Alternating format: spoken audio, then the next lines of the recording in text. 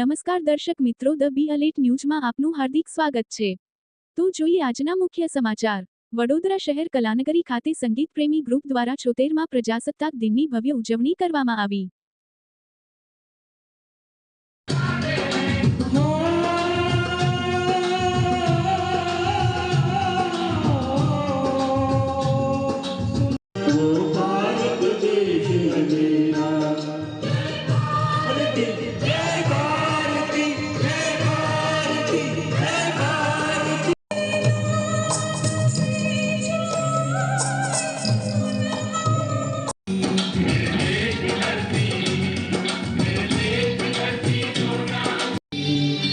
सबसे प्यारा गुलिस्तां हमारा है,